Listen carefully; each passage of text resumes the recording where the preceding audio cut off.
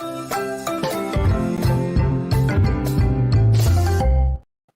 is going on, everybody? Welcome back to Do To Bet Daily. April 16th, 2023, baby. We're singing it into existence and making it happen continues, here. I'm getting off. You missed the live show yesterday. We had a lot of fun. I watched some of it. Live show. We turned around the tides, baby. We made a run yesterday. All right. All right, let's do it here. We are going to jump right into some NBA action and then head over to Keeneland. We got two best bets from Keeneland today. So it's going to be a lot of horse racing talk after we cover these NBA games. We're going to kick it off with a noon tip. The Lakers heading in to take on the Grizzlies. Grizzlies -4, total sitting at 228 here. Really interesting game. Lakers are a slight dog in the series here to the Grizzlies. Not what you'd expect from a 2-7 matchup, especially with how well the Grizzlies played early in the year. But this Lakers team revamped since the deadline. I think they're like 16-7 straight up since the deadline, something like that. Aaron, what are you doing with this one? Grr, Grizzlies. I channel my inner magic to start the show today. No, listen, this is the series that I'm just kind of baffled by. I don't really know what's going to happen. I don't really trust either one of these teams. I will take the Grizzlies here in this first game -4. I will tread extremely lightly on this game. So give me the Grizzlies -4. This is, like I said, this is the series that I don't really have a feel for as we get it going here. Yeah, I lean the Grizzlies as well. I didn't bet this game from a side perspective. I did bet a prop in here. I took LeBron James over 6.5 assists plus 105. So the Memphis is gives up the second most assists in the NBA. And he specifically has a higher assist ratio in the playoffs versus in the regular season. I think he's going to distribute more than score today. So I took over 6.5 assists for LeBron James. Agree with Aaron. I lean Grizzlies here, Papadou, but I didn't really feel comfortable betting a side or a total. Did you play anything here? No, I want to watch this first game and see how this series plays out. And then I think I'll have a little better of opinion. I didn't like the way the Lakers played the other night, but they did win. The Grizzlies are pretty tough at home. I think they're going to win this game today. We'll get an idea. I think the Lakers, to me, it depends on Davis. I think he has to be good, really good in this series. You know LeBron's going to play well. And Davis is going to have to step up and play well also. He's kind of a funny dude. I don't know about him. So, I don't know about him. So if he plays well, I think the Lakers have got a real shot to win this. I don't think they need a day. I'm going to give the Grizzlies the benefit of the doubt, but I'm with you guys. I'm staying away from it. Let's jump into one game last night here before we finish wrapping up everything else. Rob N drops in here. Warriors lost the battle, but will win the war. Phenomenal game last night. I'm not sure if you guys decided to watch that one, but that was a excellent game. It seemed like in the third quarter, you just weren't going to see the Kings be able to stop the Warriors. They kept trying to close it to 5. The Warriors expanded it out, closed it to 5, expanded it out. Kings had a nice little run, and De'Aaron Fox looked phenomenal in the fourth quarter. I came away with this more confident in the Warriors winning the series than I was before. And I'm trying to find a game 3 line right now so I can bet the Warriors when they go back home. I bet the Warriors to win the series -135 this morning after they were down 1-0 instead of laying the 240 before game 1. Aaron, what were your takeaways from that game? Are you with me here that you think the Warriors have a better chance of winning the series after watching that game? Yep, completely agree with Rob and your take as well there. I think that's a really good point. I would bet the Warriors to win the series. It's funny. I was talking with my nephew and his buddy who are huge NBA fans, and this was one that had them confused last night. They're like, I just don't know. Like they're both right there. But after we watched it, we said the same thing. It's like, it kind of felt like Sacramento was celebrating like they won the series last night. And it's like, oh, guys, this is an experienced team. You beat them once.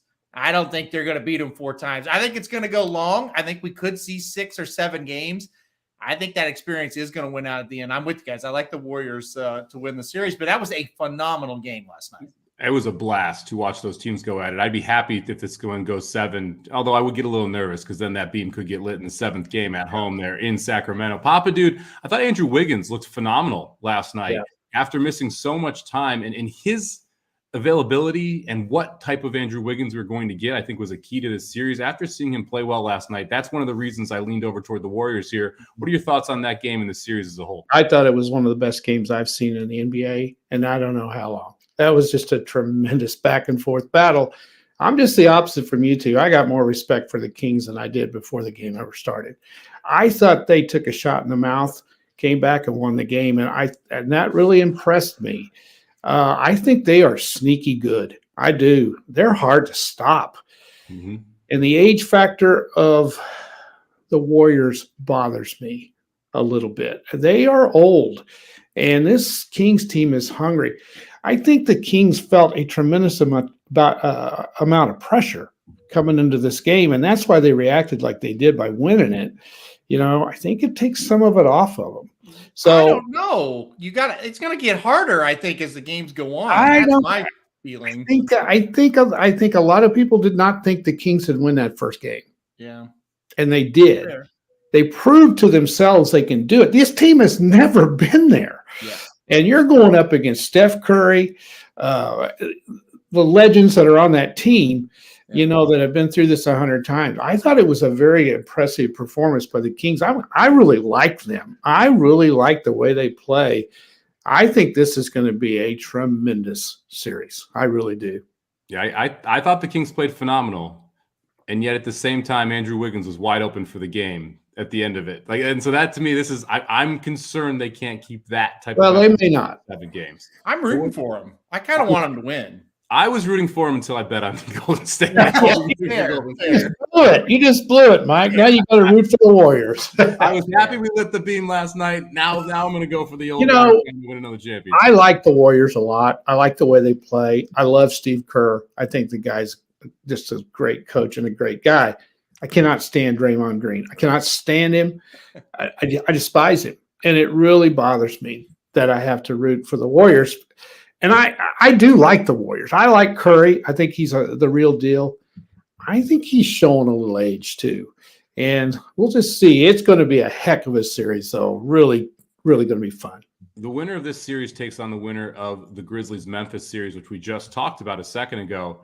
There's a world here where this goes 7, Golden State gets worn down, and then has to play Memphis in round 2, and that is a tough matchup to go back-to-back if this series goes deep. And every game is like last night where it's high-paced, up and down, lots of energy. So we'll see what happens there. Yeah, on that angle, Mike, we have 3 teams. They're aging. We have the Suns. Yeah. And let's say the Clippers give them a battle. Well, each game the Suns play means something at their age. You brought up a great point. You got the Warriors and the Lakers have some age on them too. So it's going to be real interesting to see what happens in these first 3 of those teams, probably the 3 most likely teams to have a key injury as well. So the more games that they have to play, the more issue could be. Papa Dude here making a case for Denver coming out of the West without even trying there. All right, let's head over to the Bucks and the Heat here. The Bucks laying 9.5, total sitting at 220 right now. Tell me why I should not bet the Bucks here laying the points, Papa Dude. You should bet them. They are going to win this game easy, I think. I don't like the Heat, although they were impressive down the stretch, but the Bulls just quit playing. I think the Bucks are much better. The only thing is the Bucks could come out just a tad flat today, maybe because they've been sitting around. But I like the Bucks a bunch. I almost took them as part of a parlay today. The Bucks swept the Heat in 2021. One of the best defenses in the NBA, Aaron, facing an offense that has really struggled down the stretch here. Do you give the Heat any shot today? Is 9.5 enough to take a little sprinkle on the dog here? Are you with Papa Dude and I taking the Bucks? Bucks, right? I don't think a buck goes Gur, but yeah, no, I like the Bucks today. I think they get the job done. Listen, this Heat team, they're not great, so they've been struggling lately. So give me the Bucks. Shout out to my friend John White. He's in Vegas today, and he's already playing the Bucks. I've seen the tickets, so let's go Bucks. I like it. Real quick comment on Keeneland here. Race number 3, 13 in lieu draws in. So did the 14. Both of them, I think, are live there in race 3. The 13 and the 14 both draw in. Let's talk about a little Clippers Suns here, Papa Dude. The Suns 8-0 with Kevin Durant, although they didn't play anybody. So let's not go too crazy here. Average win margin by 10 points there. No Paul George for the Clippers here. I know you like the Suns. I like them to win. win. But do you like the Suns minus the 7.5? Because I feel like this line has leaked out a little bit too much, and you almost have to play the Clippers or pass now. That's why I played the money line. I think the Clippers might come in there and play this one close today. So that's why I played the money line. I would take the Clippers plus the points, but I think the Suns are going to figure out a way to win it. I would lean with Papa Dude here, where I think this is most likely a Suns win, but I think this game is going to be closer than 7.5. Kawhi Leonard in the playoffs is deadly. This Clippers team actually played pretty well down the stretch, even without Paul George. And when I watch this Suns team, look, they get quality shots, but they don't blow people out. And all of those 8 games that I referenced, where their average win margin was 10 points, were against squads where they should have just been rolling them. Specifically one against Denver, where Denver was sitting everybody and has one of the worst benches in the NBA. And they just could not pull away from them for any life of them. So be interested to see what they do here. I expect a pretty good home crowd. I may put about a half a unit on the Clippers before the game and then see if I can play them like plus 12 in game, somewhere around there, because I would expect the Suns to come out hot, but I do think this game ends up a little bit closer than what the spread is right now. Aaron, what are you leaning? Well, it's too bad Dr. Tang isn't here, because he'd tell you get too close to the sun, you get skin cancer. So don't do it, Clippers. Sun's big today. Look out. Too bright. Sun's big. Where is he today? I don't know. I'm worried about him. Haven't heard from him. I haven't gotten a text from him, which is wild, because usually by 9 a.m. I have at least 10 of them. Well, now he lost yesterday. That is true. I'm still very worried about him. Yeah, you still get their texts early morning. I know. I got nothing. Yeah, someone should text him real quick and see if it takes more than a minute to respond, and then we'll know if we're in trouble or not. Okay, I'll text him. All right, here we go. T-Wolves taking on the Nuggets. Nuggets laying 8. Talked a little bit about how they may have an edge here in the West now, Papa Dude, with the older teams that we're talking about having to play some tough series early. Total sitting at 224.5. This T-Wolves team was interesting. They looked very good against Oklahoma City. They kind of blew it against the Lakers. They kind of blew it last year when they were in the playoffs against Memphis. What are you doing here? I'm not taking the Nuggets in 8. I'll tell you that. I don't have a lot of confidence in the Nuggets. I think they win the game. I think the T-Wolves could steal this one. I think they could. Might be a little tired. I don't know. I don't really think so, though, because the NBA plays every other day anyway in the regular season. I think that's overrated. But I'm going to take the T-Wolves plus the 8. I think the Nuggets win right at the end. But I think this could be a sneaky good game today. Not a great defensive matchup for the Nuggets here. I think the T-Wolves could have some good spurts here on offense. I kind of like the over 224.5 here as a play. Interested in Karl Anthony Towns props over as well in points. You're going to see Gobert. If Towns and Gobert on the floor at the same time, you're going to see Gobert guarded by Jokic. There's not really anyone left to guard Towns. It's probably going to be someone like Gordon or Aaron Gordon, someone in that range. I think Towns has a good shot at putting up some points today, so I'm interested in his props. Haven't played anything yet, but I like the over here. I like the Towns props. Aaron, what are you going to go with? T-Wolves. Give me a T-Wolves plus the 8. I like it, guys. I think it's too many points. Give me the T-Wolves. I think it's going to be close. There we go. Lots of T-Wolves love on the show. It's interesting. Papa Dude picks the Nuggets to win the West and then doesn't want to lay. No, I did not pick the Nuggets to win the West. No way in hell. All right, let's head over to Keeneland. Race number 7, $250,000 Palisades Stakes here on the turf course, going 5.5 furlongs. Really competitive race. We've got a full field of 12 horses heading postward. Scratch the 11 New York Thunder. Ola Zabel, the 13, draws in 8-1 for Eric Foster. Florent Giroux aboard. Aaron, this race is wide open. Tell us why you like the chalk. Well, listen, because it's Wesley Ward. I mean, how many times have we seen these races where it's like, oh my God, you can go 100 different ways. We got to go 5-6 deep. And then Wesley Ward wins it every time. None Hudson, the 8 horse for me, 9-2 on the morning line. This horse will be the favorite, I bet. So I went with the 8 on top. Look, I don't know. I guess, if he loses this one today, talking about Ward, well, hey, he's won like 6 in a row for us with this kind of setup, so we'll just take this one on the chin. I think he gets it done. I think he stalks the pace, pounces, and wins this one. Give me None Hudson, the 8. I was laughing when I chose this one because I was pretty sure you're going to take None Hudson. I'm pretty sure I know who Papa Dude's going to take here. A horse who's beaten None Hudson before. Yep. Give me the 5-horse Gaslight Dancer, 8-1 morning line. Mike Maker, Tyler Gaffleone. I think this one's a really interesting horse. Broke the maiden at Kentucky Downs, going 7 furlongs, was able to go gate to wire there. Came back in the grade 3 Futurity. I thought ran a hell of a race, was a $1.75 favorite. Just missed to Nagarock that day. Came back in the Breeders' Cup Futurity. A mile is too long here. That was my big thing. I don't think that this horse wanted to go a mile. It was 66-1. Draw a line through that. We're getting back to turf sprinting. This horse has more speed than what he showed going that mile. I think 8-1 is a heck of a price here on Gaslight Dancer. So I'll take the 5. Don't sleep on the other maker either. Fade the Noise, 20-1, the 3 horse, I think is live in here as well. Papa Dude, who you got? You know who I've got. Anyway, Rob up there, you're taking the horse he said is named after his ex-girlfriend. Gaslight Dancer. I like that. It's probably Doc's ex-girlfriend too. I like that a lot. I'm taking the Asmussen horse, Private Creed, today. Shocking. This horse is going back to the distance where he was really, really good. Yeah. They tried running him at a mile on the turf. Didn't do very good. Almost won. Lost right at the end. Had the lead and just couldn't quite hold on. So then they said, well, let's try the dirt. So they did in the Risen Star, and that was a total disaster.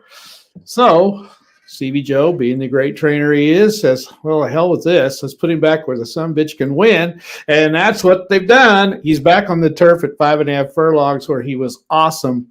I really like him. I also like, I don't know what number. I think it's 11.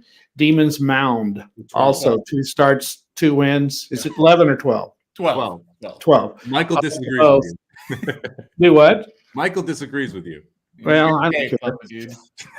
Doesn't matter to me. Anyway, exactly. Just gonna block him again, Papa Dude. I see how it is. I'll just block his ass. Yeah, if I knew how. But anyway, I'll have Shotty. She can tell me how to do it. But anyway, hey, it's horse racing. Everybody disagrees with everything. I like that horse as well. So I like the 8 also.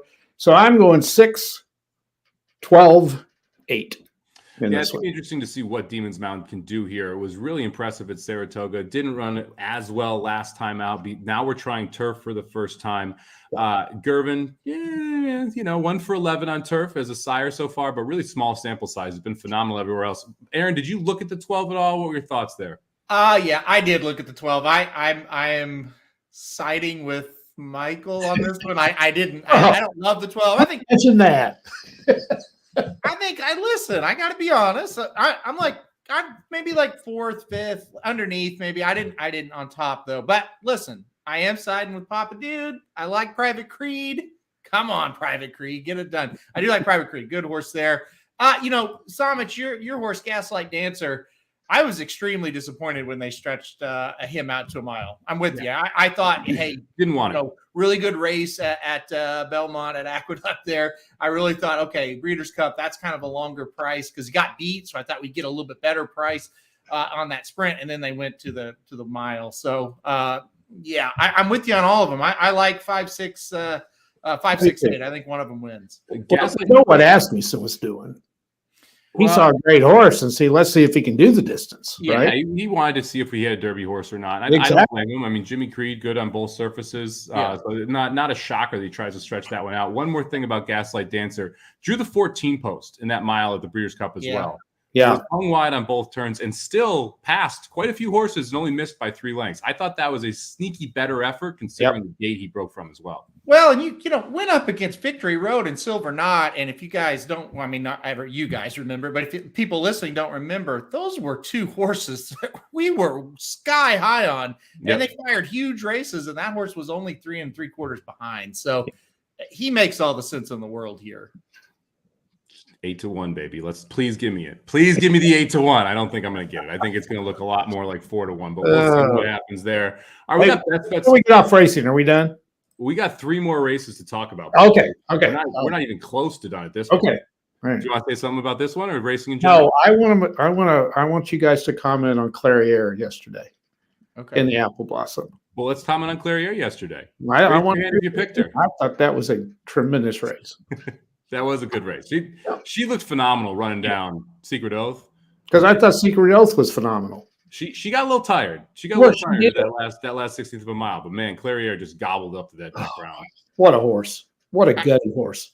I was really impressed with Clarier because I was on record and I'd said it a few times. I just didn't think she'd have any kind of setup. There wasn't going to be any way for her to kind of run her a race because there's only 4 horses in the race. And she just kept grinding. And I'm like, okay, where is the wire? Where is that wire? And it came right when Clarier was able to get through. I'm with you. I think Secret Oath is a weird horse. You know, I mean, she's good. Don't get me wrong, but man, she is just tough to figure out sometimes. And I feel like, she made that move early because they were worried about that too. Yeah. Going gate to wire because of the pace setup. And because she made that early move, boy, she just hits that wall a little bit. I think she went too early. Do you think? Yeah, I think she reminds me of Exaggerator a little bit, where she has like that's going a little bit farther back than maybe some people want, but she's got a big slingshot. But once that slingshot's fired, it really hits that wall. And so you got to time that move of hers just right. And I think they just went a little early, got a little bit scared that horse was going to get away from them. She also gets disinterested when she hits the lead. Yeah. It seems like she thinks her job is done.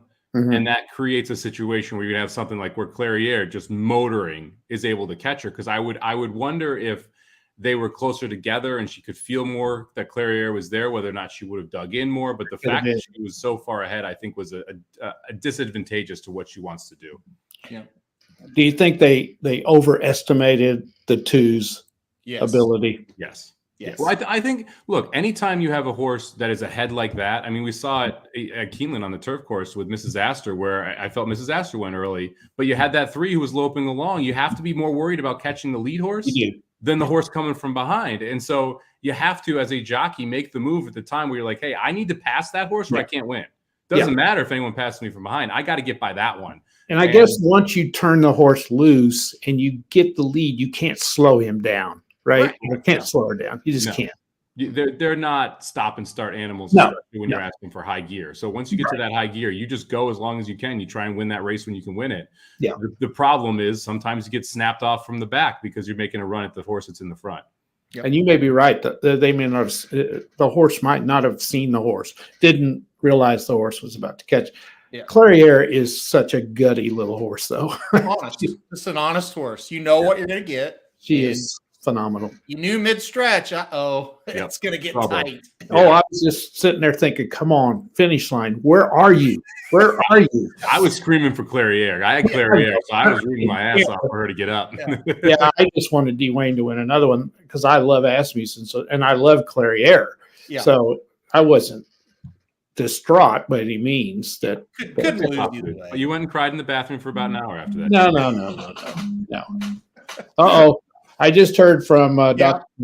All right, there we go. All right, let's go over to my best bet. I'm going to go to a daily double at Keeneland. We're going to start with the 7 horse in the 8th race, Key of Life here. This horse is in the Beaumont.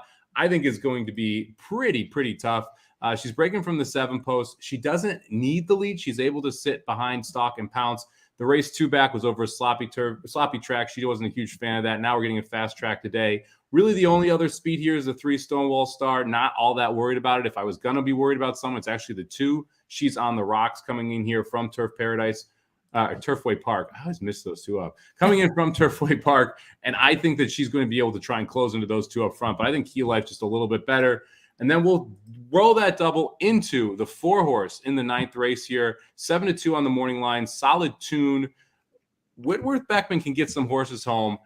I like the fact that we're getting back to dirt, and I think this is the speed of the speed, especially adding with blinkers. So I think the 4 Solid Tune goes gate to wire in the last race. So I'll go 7-4. Aaron, tell me why you like the 1 in the last. Ooh, yeah, I think you got the wrong one in the last. Oh, man, I'm going to be nervous now. Listen, I don't dislike the 4. I have the 4 second. I just think the 1 second off the layoff, Maker, probably going to win. Yeah, I mean, I'm 4-1, but I like the price on the 4 more, and I think the 4 has a pace advantage here. I don't see who else wants to go to the lead. Possibly the 9 from the outside, but just not as fast. The addition of blinkers, I think, makes the difference. If you go back to that race 2 back, I thought that was an impressive race at the $50,000 level. If facing Sue Ellen Miskin, who was a horse that dropped in for that race and has been a pretty good claimer over there in the Kentucky circuit. So I feel like we're getting a little bit of a break today. And with the way this Keeneland track's playing, I want horses that are more forwardly placed. And I think that's going to be the 4 in the last race. So hopefully you get a nice little double down to close the day here. Aaron, you're also going to Keeneland. Tell us about race number 2. Yeah, I took a little bit of shot here with the number 5, Kiss You Later. This is a horse that I can't sit here and talk a ton about her because we're making the United States debut here, but was with Aiden O'Brien overseas. And look, the resume isn't fantastic for this horse, but from the overseas perspective, but she was in a lot of stakes races, as in ever since she broke her maiden, she was in Group 3 stakes races, and she didn't run bad in some of them, 2 back, only got beat 3 3/4 going this distance. And I just think, with now in America with Clement, Clement does very well with horses coming over here first time in the United States. And I just think this horse is going to be pretty tough today. Going 1.5 miles, I think she outlasts them. So give me the number 5, Kiss You Later, 9 to 5 on the morning line. I think we'll get close to that. There's enough horses in here that I think it's going to be fairly evenly bet. I don't think she's going to get pounded. So I'll take a shot with the 5 here, making the United States debut. I've got her in second. Uh-oh. Who do you think I have in front of her? I would say the 4 or the 7. You know me well. It's the 4. I'm so sorry. Who is going to be loose up there, gallivanting around the racetrack? Julian Leparoux steals one of these races every other week, where it's a super long race on the turf. I think this is one where this daughter of Uncle Mo should have no issue with the distance. She's going to get a loose lead. I have the 4 on top. I'm only using the 4, 5, and multis here, but I agree with you. I think that the 5 horse here, Kiss Me Gladly or whatever, is definitely the horse to beat. I think there's might be a little bit of a pace edge for the 4. That's the only reason I put the 4 on top there. And one more for Clement, who's making another the debut with Clement and making the 3rd start in the United States, is Malafath, going to run in the 3rd race today at Aqueduct. Going to be way too low of a price for this show, but keep an eye on that one. Malafath, if you remember, came over as a 2-year-old, got 2nd in the Breeders' Cup Philly turf, and then last year got 5th, only beaten a length in 3/4 in the Breeders' Cup Mile. Now with Clement, and going to have obviously a United States campaign. So keep an eye on Malafath.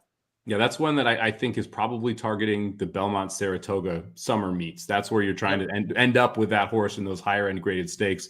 We'll see if it pans out there. All right, Papa Dude, back to Parlay Land. What do you got? Well, first of all, you mentioned Sue Ellen Mischke, right? Mm-hmm. I don't know how many in the chat know anything about Sue Ellen Mischke and what she was famous for. Well, the horse's name is Michigan. Michigan. It's Sue Ellen Michigan.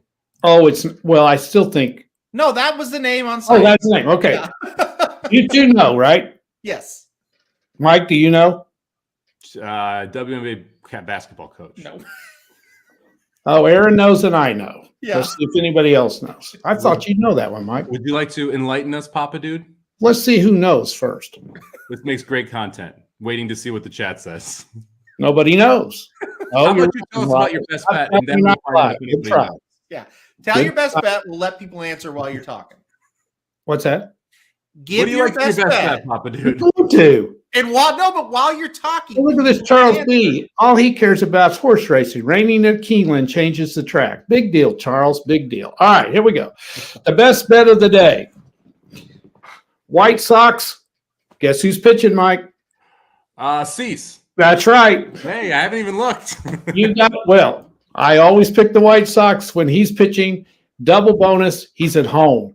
It's at home. He is almost unbeatable at home. So I'm going White Sox over the O's in the first part, and then I'm taking the Suns on the money line to win. I was a little bit chicken to bet the line. So I'm going White Sox, Suns, money line plus 129.